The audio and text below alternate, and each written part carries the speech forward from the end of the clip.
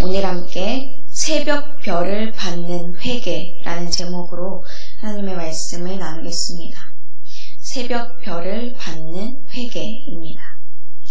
한 가정이 있습니다. 이 가정에는 아들이 있는데 아들은 부모님을 무서워했어요. 아들에게 있어서 부모님은 엄한 존재, 두려운 대상이었거든요. 그러다 어느 날 아들이 실수로 잘못을 저질렀습니다. 아들은 큰일이 났다고 생각을 했죠. 곧장 부모님께 달려가서는 죄송하다고, 다시는 안 그러겠다고 자신이 잘못한 것에 대해서 싹싹 빌었습니다.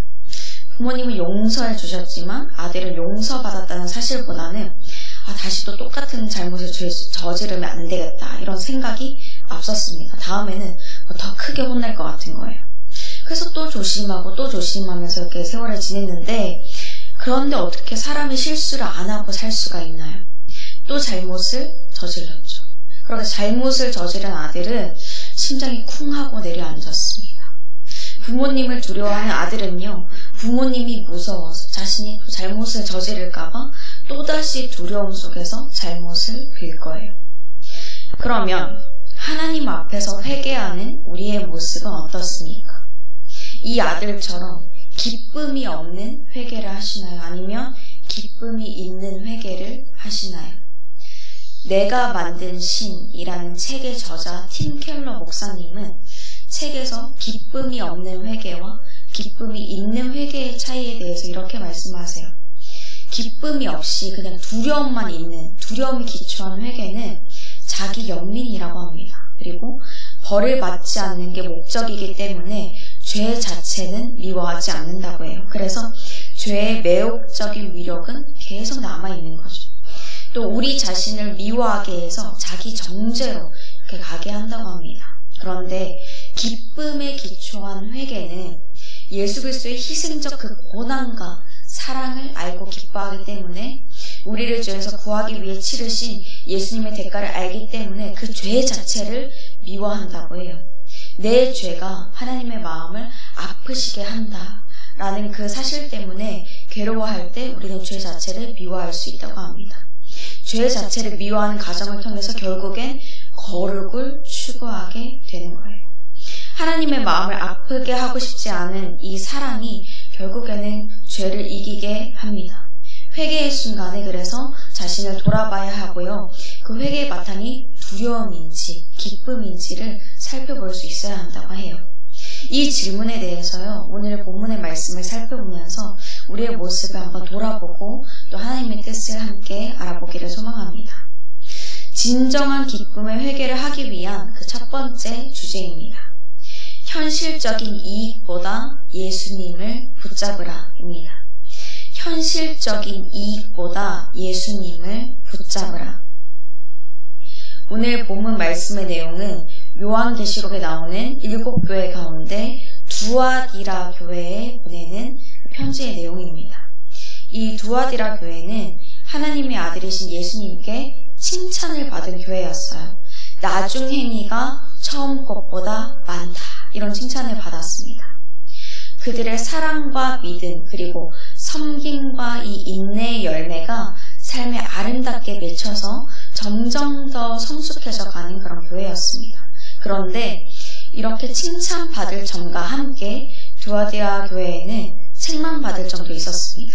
바로 자칭 선지자라고 하는 이 여자 이세벨을 용납해버린 것입니다. 그 여인이 한 일이 뭔가 보니까 20절 말씀에서 주님의 종들을 가르쳐서 꿰낸 다음에 행음을 하게 하고 우상의 제물을 먹게 했다, 이렇게 얘기를 하죠.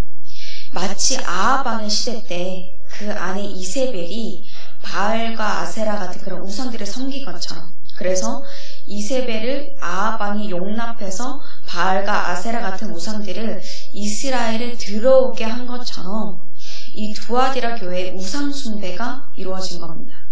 그러면 두아디라 교회는 왜 우상 숭배를 하는 이 여인을 용납했을까요? 분명 죄인 것을 알았을 텐데 왜 받아들였을까요?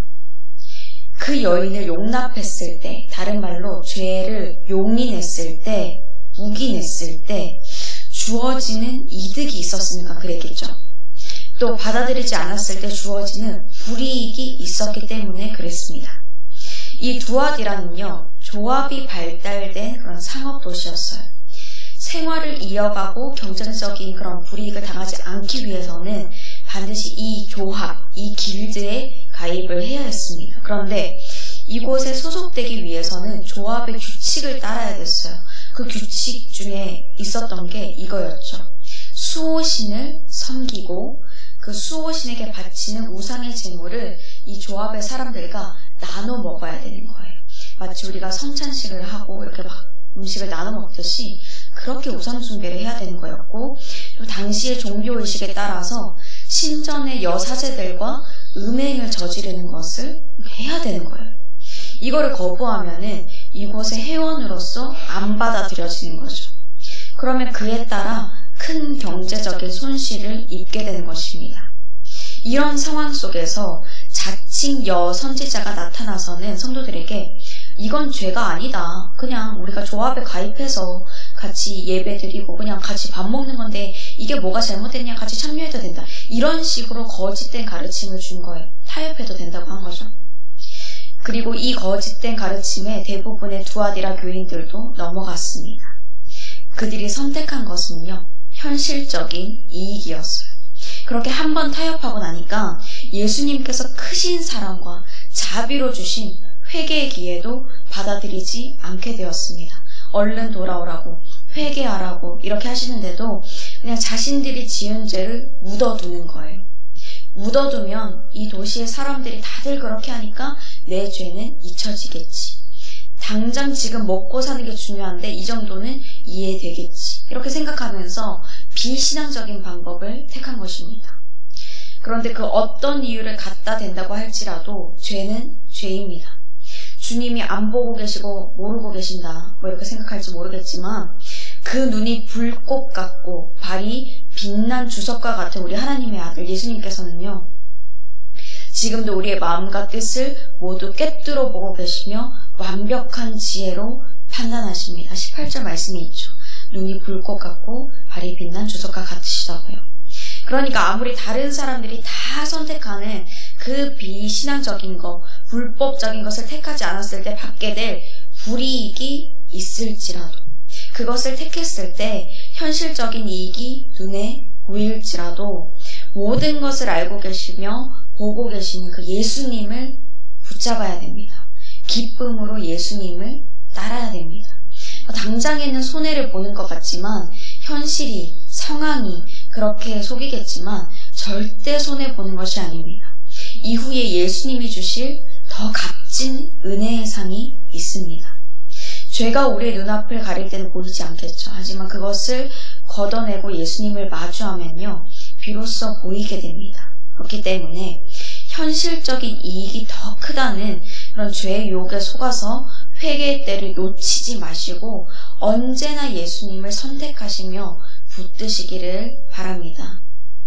두 번째 주제입니다.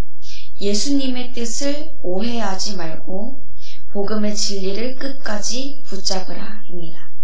예수님의 뜻을 오해하지 말고 복음의 진리를 끝까지 붙잡으라. 이어지는 22절 그리고 23절 말씀에서는 예수님께서 이 회개의 때를 놓쳐서 회개하지 않는 자들에게 어떤 심판을 행하시는가에 대해서 말씀합니다. 먼저는 두아디라 교인들을 꿰어낸 자를 침상에 던진다라고 하죠. 이것은 유혹한 자들, 이 두아디라 교인들을 잘못된 거짓된 길로 이끈 자가 다양한 질병에 걸리게 한다라는 것입니다. 그리고 같이 간임한 자들, 바로 우상 숭배를 하고 음행한 자들도 큰 환난 가운데 던진다, 이렇게 말씀을 하시죠. 큰 환난 가운데 그들을 던질 것이다. 당장 눈앞에 있는 생계를 이어가기 위해서 타협한 죄로 그들 또한 더 큰 병과 환난을 당하게 할 것이다, 이렇게 말씀을 해요. 또 그의 자녀들을 죽이시고 각 사람의 행위대로 갚으실 거다, 계속해서 경고를 하시죠. 예수님께서 이렇게 회개하지 않는 자에게 주어질 무서운 벌을 쭉 말씀하고 계십니다. 그런데 이렇게 말씀하시는 이유는 예수님을 두려워하면서 벌벌 떨면서 신앙생활을 하라고, 두려운 마음으로 그렇게 회개하라 라고 하시는 게 아닙니다. 사망으로 인도하는 죄의 심각성이 얼마나 큰 것임을 알고 빨리 그곳에서 벗어나서 우리 사랑하는 예수님이 인도하시는 생명의 길로 와라 이렇게 하시는 겁니다. 하나님의 자녀들을 위해서 아버지께서 우리 하나님께서 예비하신 곳은 사망의 구렁텅이가 아닙니다. 영원한 생명이 있는 곳, 하나님의 영광의 빛과 사랑이 충만한 곳입니다. 24절과 25절 말씀을 볼 때 그 길로 성도들을 인도하시고자 하시는 우리 예수님의 사랑의 마음을 더 깊이 느낄 수 있습니다. 24절, 25절 말씀입니다. 두아디라에 남아있어 이 교훈을 받지 아니하고 소위 사탄의 깊은 것을 알지 못하는 너희에게 말하노니 다른 짐으로 너희에게 지울 것은 없노라. 다만 너희에게 있는 것을 내가 올 때까지 굳게 잡으라. 아멘. 대부분의 두아디라 교인들이 거짓된 이 이세벨의 교훈을 따랐지만 그 중에서도 유혹에 넘어가지 않고 끝까지 믿음을 지키고 있는 그런 성도들이 있었어요. 그런 자들에게 예수님이요 뭔가를 더 해라 이렇게 하지 않으셨습니다. 오히려 그들에게 다른 짐을 지울 것이 없다 이렇게 말씀하셨죠. 이 말은요 지금까지 충성스럽게 그렇게 믿음을 지켜온 것처럼 그것을 내가 기억하고 있으니까 예수님이 이 땅에 다시 올 때까지, 내가 다시 올 때까지 이미 가지고 있는 그 복음의 진리를 굳게 붙잡아라. 지금까지 그렇게 잘한 것처럼 흔들리지 말라 이렇게 하신 것입니다. 예수님이 말씀하셨듯이 성도는 하나님께 더 잘 보이기 위해서 뭔가를 더 하는 게 아니라 이미 가지고 있는 복음의 진리를 잘 붙들고 있으면 됩니다. 예수님께서 이미 모든 것을 다 이루셨기 때문입니다. 예수님이 어떤 일을 하셨죠? 우리를 죄에서 구하시기 위해서 하나님의 아버지 말씀에 순종하셔서 이 땅에 오셨죠. 그리고 우리의 죄를 대신해서 십자가에 못 박혀 죽으심으로 죄의 값을 완전히 다 치러주셨습니다. 사망으로 갈 자들을 생명의 길로 인도해 주셨고 아무 공로 없는 자들이 의인의 칭호를 받도록 그렇게 해주셨습니다. 이 모든 구원의 일을 예수 그리스도께서 이루어 주셨죠. 그래서 이 구원의 은혜를 입은 성도들은 복음만 잘 붙들고 있으면 됩니다. 그러면 자연스레 죄는 미워하고 진리의 길을 따르게 되겠죠. 죄의 유혹 때문에 잠깐 이렇게 휘청했을지라도 복음을 잘 붙들고 있기 때문에 기쁨으로 회개하고 다시 하나님께로 돌아오게 될 것입니다. 그래서 예수님은요, 죄의 결과를 이렇게 상세하게 말씀해 주시고 반대로 진리의 말씀대로 살아가는 자들을 격려해 주시고 또 칭찬해 주십니다. 우리를 생명의 길로 인도해 주시고 자 하는 그런 예수님의 사랑의 마음이 여러분 느껴지십니까? 예수님은요, 이러한 격려와 함께 끝까지 복음을 붙들며 버틴 자들에게 은혜의 상을 주십니다. 마지막 세 번째 주제입니다. 이기는 자에게 다스림의 권세와 새벽별을 주십니다. 이기는 자에게 다스림의 권세와 새벽별을 주십니다. 26절에서 29절 말씀에 보면 그 내용이 상세하게 나와 있죠. 이기는 자, 그리고 끝까지 예수님의 일을 지키는 자에게 만국을 다스리는 권세와 새벽별을 주신다고요. 여기서 새벽별은 무엇을 말하는 걸까요? 새벽별. 요한계시록 22장 16절 말씀을 보면 알 수 있습니다. 요한계시록 22장 16절 말씀입니다. 나 예수는 교회들을 위하여 내 사자를 보내어 이것들을 너희에게 증언하게 하였노라. 나는 다윗의 뿌리요 자손이요 곧 광명한 새벽별이라 하시더라. 아멘. 예수님께서 직접 자신에 대해서 나는 새벽별이다, 광명한 새벽별이다 이렇게 말씀하셨죠. 그러니까 예수님을 주실 거다 이건데, 예수님을 주신다는 건 예수님의 영광을 함께 누리면서 예수님과 함께 다스리는 권세를 주시겠다라는 것입니다. 이 얼마나 큰 상입니까? 그 어떤 것을 얻는 것보다도 가장 큰 상이죠. 그 누구도 가질 수 없고 마음대로 누릴 수도 없지만 예수님께서 자신을 희생해서 우리를 구원해 주셨고 그 아들의 신분이 우리에게 왔기 때문에, 우리에게 똑같이 주어지기 때문에 주어지는 그런 은혜의 상입니다. 비록 믿음을 지키면서 살아가는 그 길이 험난하고 어렵지만 그 과정을 통과한 자들에게는 반드시 이런 은혜가 있습니다. 살아계신 우리 하나님 아버지, 그 아들 예수 그리스도, 하나님의 영이시며 또한 그리스도의 영으로서 늘 우리와 함께 계시는 성령님께서는 하나님이 사랑하시는 우리가 이 과정을 잘 통과해서 이 상을 잘 가져가기를 바라십니다. 한 단계 한 단계 이 유혹들을 잘 이기고요. 시험을 이길 때마다 우리 하나님께서는 또 예수 그리스도께서는 우리 성령님께서는 격려와 칭찬을 아끼지 않으세요. 때에 맞는 상을 주시고요. 결국에는 이 마지막 나라, 마지막 하나님 나라의 상까지도 허락해 주십니다. 이렇게나 큰 상을 받고 사랑을 받고 칭찬을 받으면서 살아가는 게 성도들입니다. 세상에서 주는 아무리 큰 명예와 상금도 이보다도 클 수가 없죠. 이 큰 사랑과 은혜를 베풀어 주시는 우리 삼위일체 하나님을 우리도 사랑하기를 원합니다. 여러분, 단지 하나님께 우리가 혼나지 않기 위해서 회개하고 근근히 그냥 막 이렇게 신앙생활을 이어가는 게 아니라 정말 하나님의 형상을 회복한 자들을 기뻐하시는 그 아버지의 마음을 알고요. 우리가 그 길로 인도하시는 예수님의 마음을 기쁘시게 하기 위해서 양심을 통해 말씀하시는 성령님의 음성을 듣고 그렇게 방향 전환을 했으면 좋겠습니다. 그러면 하나님의 사랑이요, 우리 안에 충만하고 우리도 하나님을 사랑함으로 기쁨이 넘칠 것입니다. 그리고 상은 덤으로 받게 될 거예요. 그러니까 오늘 우리가 함께 나눈 말씀의 이 주제들대로 현실적인 이익보다는 예수님을 붙잡고 예수님의 뜻을 오해하지 말고 복음의 진리를 끝까지 붙잡게 되기를 소망합니다.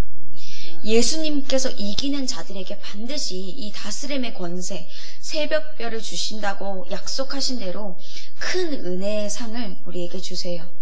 그것을 받기 위해서 회개하는 게 아니라, 그것을 위해서 신앙생활하는 게 아니라 정말 우리 삼위일체 하나님을 사랑하고 기뻐하는 마음으로 회개하고 끝까지 믿음을 지켜나가시는 저와 여러분이 되시기를 주님의 이름으로 축복합니다. 우리 함께 말씀을 생각하시며 찬송가 280장 부르시겠습니다.